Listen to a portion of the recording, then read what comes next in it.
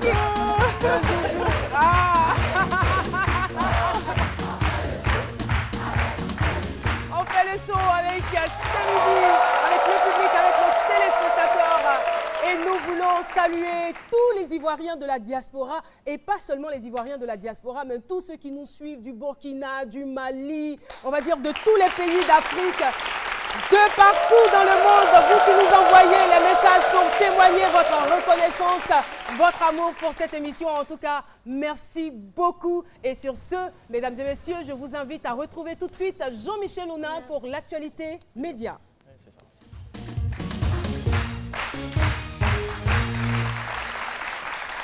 Eh bien, je vous propose de commencer sur une production qui a été créée en janvier 2014, qui en est maintenant à sa 3e saison. Elle s'appelle The Jump. Elle est diffusée sur la chaîne anglaise Channel 4, ou on dira encore Channel 4. Eh bien, c'est une télé-réalité où les célébrités s'affrontent sur des sports divers comme le ski, le skeleton, le skate. Et les accidents sont très nombreux. Je vous donne par exemple voilà, une fracture de 2 vertèbres cervicales chez une gymnaste qui a participé, déchirure de ligaments de la main pour une comédienne, dislocation d'épaule, dislocation de coude pour une nageuse et une actrice. Alors du coup, sur Internet, il y a des réactions de téléspectateurs qui demandent la suppression pure et simple de cette production parce que les participants à la base ne sont pas des professionnels, ce sont des célébrités. Voilà. Et puis la semaine dernière, il y a même eu un accident, celui de Marc Vendely, qui est un candidat qui a été hospitalisé suite à une lourde chute pendant l'émission. Voici des extraits pour vous en donner la mesure.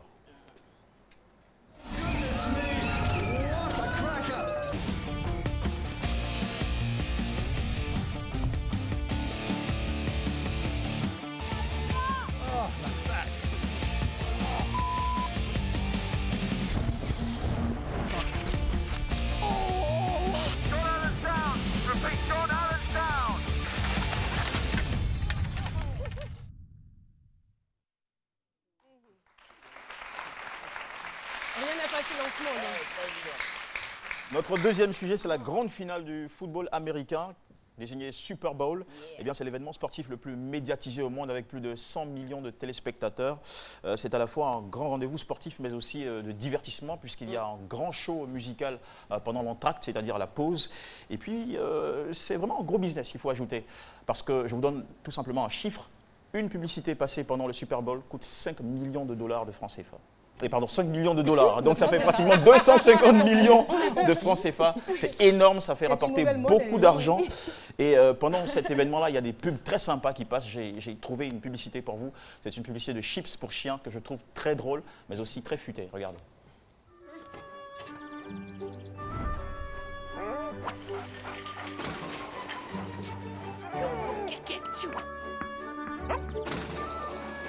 Hey, out, out, get.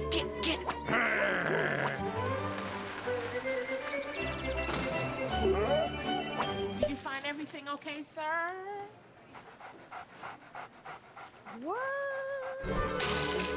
Have a good day, sir.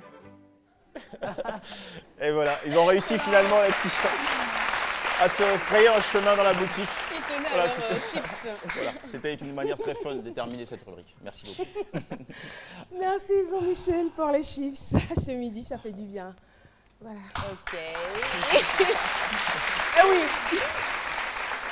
Jess, Oui, tout va bien? très bien. Tu veux commencer ta chronique? Non. Non. Alors, si tu n'es pas prête, on va donc rester dans le domaine de la culture pour recevoir un acteur talentueux. Il est aussi producteur et réalisateur. Et il est plutôt beau gosse. Je vous demande de vous lever pour réserver un accueil des plus chaleureux à Guy Calou. Guy Calou.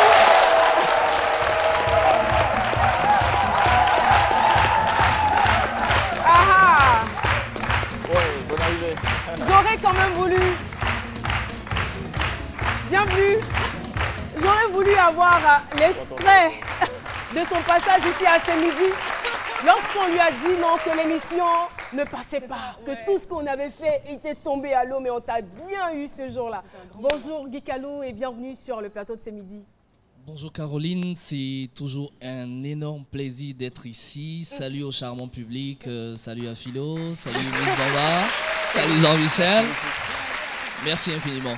Alors, on part pour un film, la première partie d'ailleurs, ici, Dieu n'existait pas. Bel engouement, qui a créé un bel engouement au niveau des téléspectateurs, au niveau de tout le monde. En tout cas, qui a réconcilié, c'est un film, on va le dire, hein, sans faux fuyant, qui a réconcilié les Ivoiriens avec leur cinéma. Chapeau, félicitations.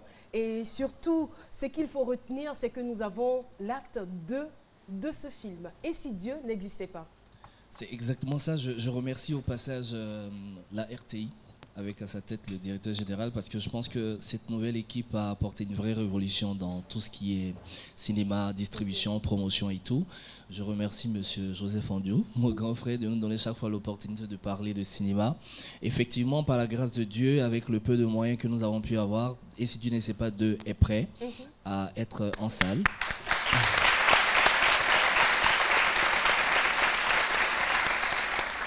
Et très sincèrement, je veux dire, Caroline, que le 1 a eu un succès, c'est vrai, mais bon, moi, j'ai aucun mérite. C'est juste que je pense que nous avons eu la grâce d'avoir toute une équipe merveilleuse, le réalisateur, les techniciens et même tous les journalistes qui nous ont aidés à faire la promotion autour de ce film. Et je ne peux que leur dire un grand merci, que Dieu le leur rende au centuple. Moi, je voudrais quand même revenir sur l'intitulé du film. Je veux dire, c'est un intitulé qui choque un peu. Parce que dire « et si Dieu n'existait pas », tout de suite on se dit « ah, mais qu'est-ce qu'ils veulent dire? Est-ce qu'ils sont en train de remettre en cause la question de l'existence de Dieu? Ou peut-être on se trompe quand on ne va pas voir le film ?» Alors, c'est vrai que c'est une question à laquelle je peux répondre difficilement parce que je suis le producteur, mais j'ai quand même la chance d'être l'époux de la scénariste, donc je sais un peu pourquoi elle m'a expliqué un peu pourquoi ce titre. C'est juste que ce titre, effectivement, relève la profondeur de ce qu'elle pose comme problématique. Et selon nous, en tant qu'être humain, en tant que citoyen, tout court, d'aller au-delà de ce que nous voyons simplement. Tout à fait. Est-ce que dans le titre, les gens ont pris le temps de regarder que c'est une question en fait qui a un point d'exclamation et un point d'interrogation à la fin, mais qui tout de même sont précédés par des points, par 3 points de suspension. Généralement, quand il y a 3 points de suspension, ça veut dire qu'il y a autre chose après. Alors, est-ce qu'on remet en cause l'existence de Dieu ou pas? Je pense qu'il faut que les gens viennent voir le 2, voilà, il faut voir pour le comprendre. l'acte 2. Il faut simplement comprendre que l'acte 2 va encore dans la profondeur. C'est la même démarche. C'est de dire que, en fait, sans les autres, nous ne sommes rien. C'est de dire tout simplement que ce qui fait que nous sommes des êtres humains et que nous devons pouvoir être bien, c'est juste que nous sommes une créature et que s'il y a une créature, c'est parce qu'il y a un créateur. Et dans le film, on peut bien voir Guy Calou, Marie-Christine Begré, Aurélie Eliam, Lorraine Kofi, Akissi. Aurélie fait son entrée dans le film. Hein. Oui, ça a été un bonheur pour nous de faire entrer Aurélie, pas parce que c'est Aurélie Eliam, mais parce qu'elle correspondait au personnage précis dans le film. Ça a été aussi un bonheur pour nous, Kane Maoula, Kadi Touré. C'est vraiment un plateau assez intéressant des acteurs qui, à mon avis, aujourd'hui font un peu... Il est disponible en salle à partir de quand? À partir du mardi 16 février. Il s'inscrit dans ce que nous appelons un peu le cinéma en mode Saint-Valentin. Et nous invitons tous les cinéphiles ivoiriens à partir du mardi 16 février dans les salles de cinéma à venir voir ce film. Il a été dilué. Bon, selon des informations de sources non concordantes, avec le 1, vous aurez eu des problèmes avec des hommes de Dieu. Est-ce que vous revenez avec cette deuxième partie un peu diluée? Essayez de vous racheter un peu. Bon, il faut voir le film pour savoir. Il faut voir le film. Merci beaucoup. Merci. Guy Calou d'être passé sur notre plateau. Alors, à partir du mardi, et si Dieu n'existait pas, acte 2, disponible en salle. Et je vous rappelle, il y tenait, hein? Alors, je vous rappelle que les salles de cinéma, désormais à Abidjan, sont rénovées. Alors, prenez donc un grand plaisir à aller voir les différents films à l'affiche. Et remerciement spécial au ministère de la Culture pour tous ces efforts. On poursuit. On retrouve tout de suite Jessica Bamba dans Fallait y penser.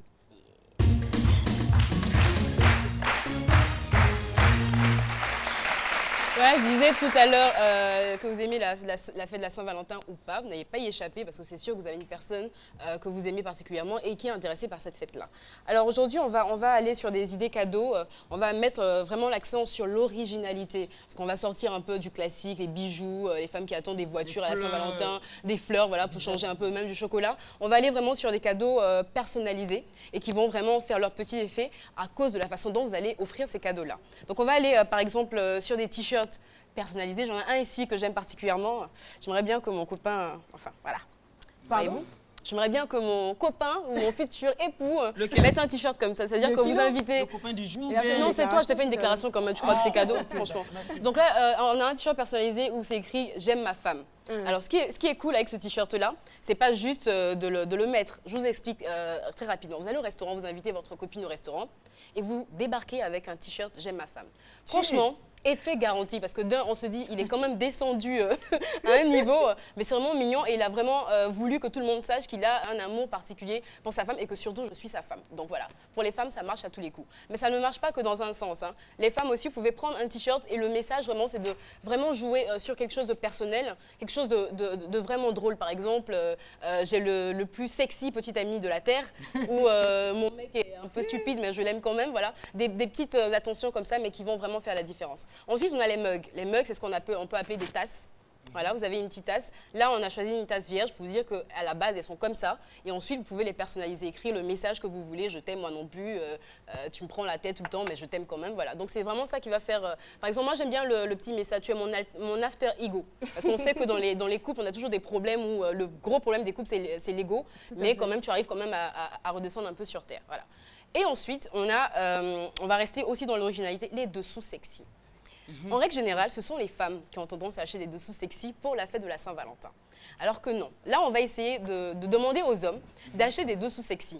Donc l'astuce, c'est de prendre la peine de regarder la taille de votre copine et ce qu'elle a l'habitude de mettre en fait. Voilà. Et vous allez dans un magasin, choisissez un dessous.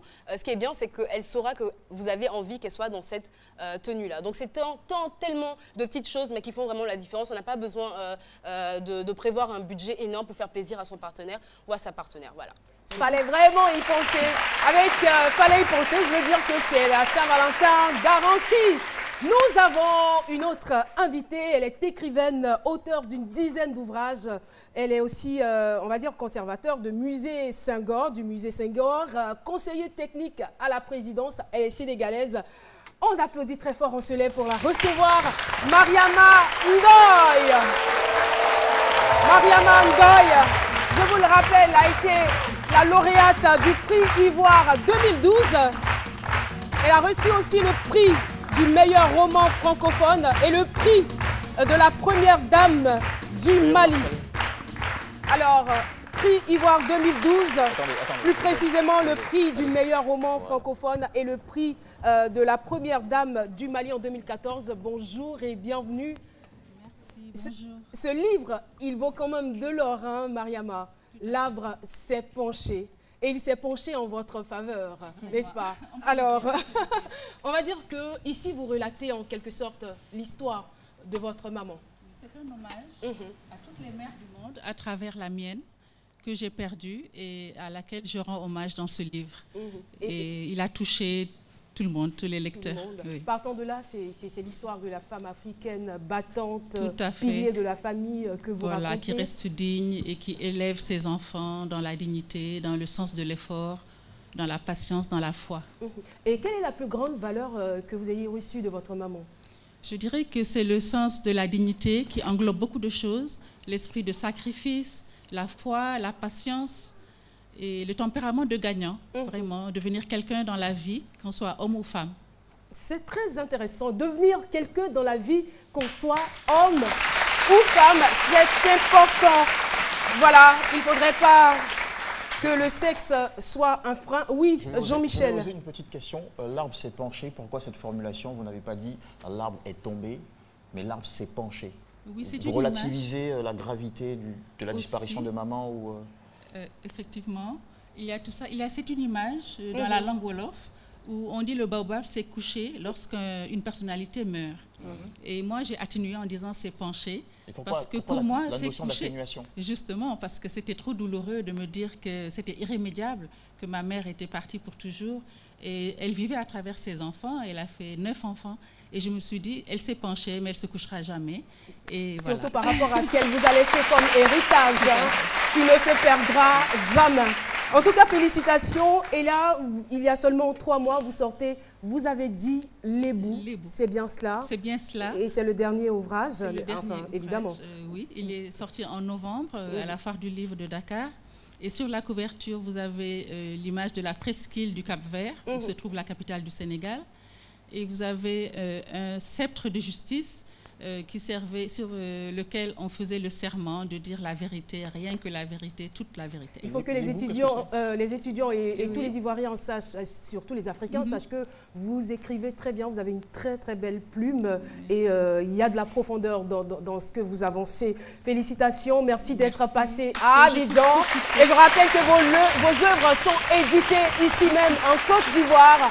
Merci beaucoup Mariama. Et c'est avec vous qu'on va signer la fin de cette émission. J'espère que vous avez été heureux de nous regarder. Merci à Éloi Sessou pour la tenue. Rendez-vous demain à 12h. Et on prépare la Saint-Valentin. Vendredi, soyez sapés comme jamais. Au revoir.